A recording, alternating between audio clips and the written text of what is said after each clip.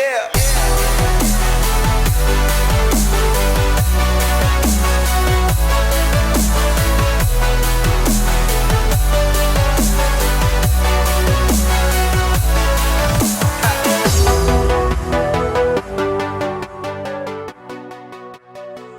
Welcome guys and girls to our first car review of 2015 right here on Surf for Cars. A busy year that lies ahead, lots of shoots out, car reviews and media releases. Right now we're going to do our utmost and promise to keep you updated with the latest that's happening in the automotive world.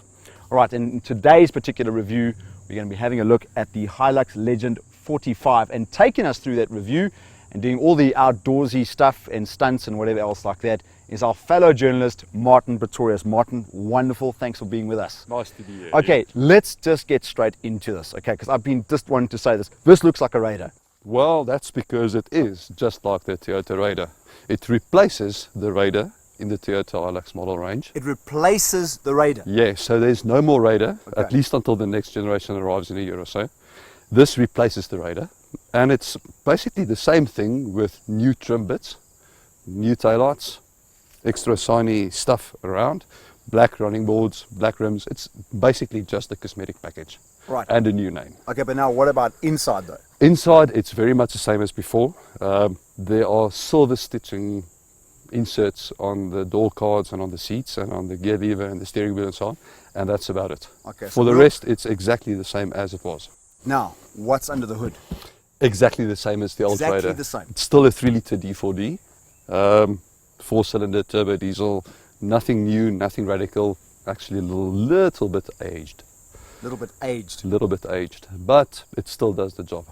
Okay, now you were telling me also that the Raider, the Legend 45, this particular model body variant is coming up to its 10th anniversary. Yes, it's going into its 10th birthday this year. Okay, now here's a question that I really want to ask, and I think there's a lot of viewers out there that want to Yeah. ask the same question. Why are manufacturers reinventing the wheel? Why are they bringing out body variants but putting another name on it? I think Toyota has to work with what they have. Remember, internationally, there isn't a new Raider or new Hilux at all.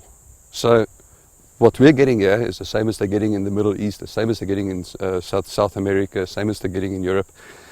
This is the Hilux as it stands at the moment. And I think to maintain public interest in these cars, they have to rebrand it and add a couple of trinkets and make it look a little bit nicer, just continually update it. It's still a very sound vehicle, but they have to try and keep it fresh. And that's why the Raider is now called a Legend 45. All right, now it's fundamentally the same, Yeah. but will it stand its ground? Will it move the proverbial mountain in the bush? Let's find out.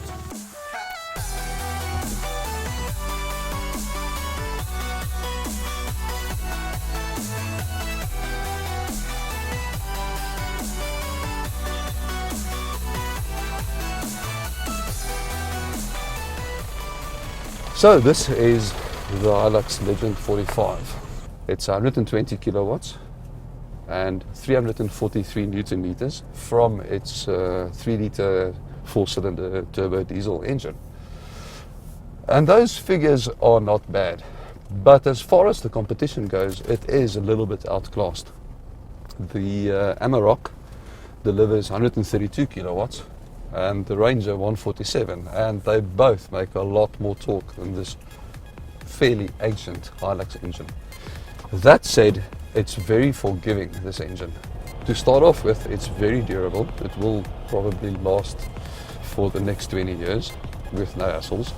And it's not very sensitive to fuel either. So if you can't get lovely clean 50 ppm diesel, it will not protest if you feed it 500 ppm.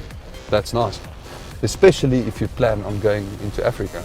And talking about Africa, there's something else that counts in the Hilux's favor as well. Toyota is very, very well represented all through Africa. And that means if you need some spare part for your Hilux while you're in the Bundes in the middle of nowhere, let's call it pit sonder internet, you will not battle to find spare parts because these things are so prolific. It might be old and it might be low tech, but for off-road conditions such as these, the power delivery is pretty much perfect. It's nicely responsive to the throttle, but not so responsive that it actually becomes nervous or snatching. Now that gearbox, now this is a bit of a bugbear. All the newer buckies have more advanced gearboxes. The Hilux makes do with a 4-speed auto, and it's a normal old-fashioned torque converter gearbox, which means it is, in modern terms, it is pretty primitive. The Amarok has an 8-speed box and the Ranger has a 6. So all of that makes a big difference on the performance. Not necessarily off-road, but definitely on-road, where the gearbox would sometimes be caught out between conditions. That said, like I said, it's enough. There's enough power to get you going. There's enough power to deal with traffic, and you can cruise or tow comfortably as well. But as we know, we're on an off-road trail now. And this is where the Hilux really comes into its own. This is its natural playground. This extremely off-road capable suspension system does come with a downside though.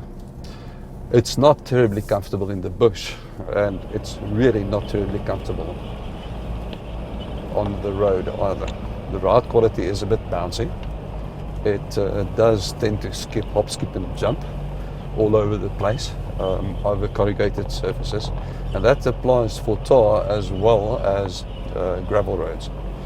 So it's not the most comfortable car, but you also know that it's extremely rugged. It's not going to break down, it's not going to break a spring or a control arm or anything of that sort in Africa.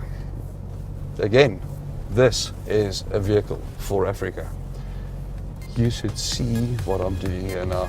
It looks incredible, and then you just point the Hilux on the right track and it simply clambers over whatever you throw at it. I haven't even engaged the rear diff lock. Yeah, speaking of which,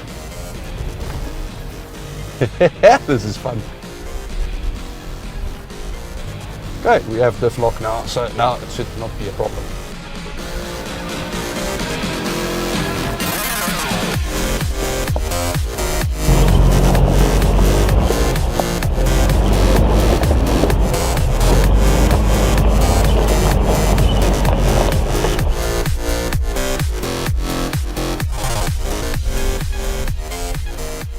And here we are at the top. I've already disengaged the diff lock. Speaking of which, diff lock at the rear, it's standard, obviously not on the front axle. No bucky comes with a standard diff lock at the front, although you can fit it aftermarket, I'm pretty sure of that. But for this kind of off-road ability, speaking for myself, I'd be more than willing to live with a bouncy ride on tar. I mean, this is a bucky after all. It does what a bucky is supposed to do, and it does it really, really well, with no effort, no groan, no creak or protest.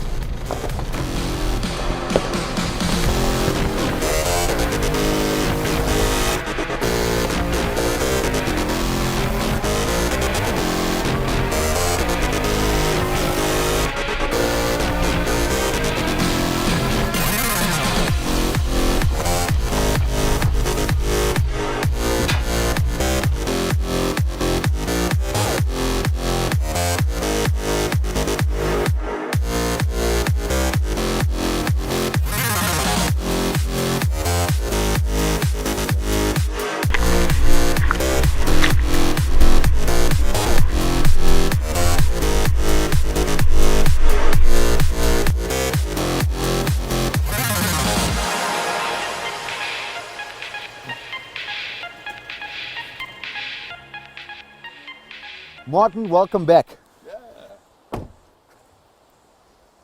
Looks like you had a lot of fun. So how was it? You have no idea how much fun I had. Every time I take one of these things off-road, they just impress me more and more and more. Well, it definitely looks like you've put it through its paces. I mean, we started off on the dry terrain, we've ended on the wet terrain. Is the Hilux everything it's supposed to be? Not at all. It's far more than it's supposed to be. Yeah. There were a couple of cases now today where I thought I was going to fall off the side of a mountain, or I'm going to drown it in a river, or I'm going to get stuck in the mud, and yet I just point it in the right direction, the Hilux buckles down, gets down, does the job and gets it over with. Right, now let me give you an outsider's perspective of some of those stunts that you were pulling. Yeah? Either you or this Bucky were just making it look very easy. Yeah, that wasn't me, it was the Bucky being a legend. Right, well that's very modest of you. So it does have legendary status. Absolutely, it definitely deserves to wear that badge. In fact, I reckon this is the perfect car for Africa. Because if it can handle what we did today, it can handle anything. Absolutely, I agree. Thank you for watching our review on the Hilux Legend 45. If you haven't subscribed yet, please do so. And a big thank you to Hennops Off-Road Trials for the use of their facilities. Until next time, drive safe. There, it's got mules. Now I've broken my own flow.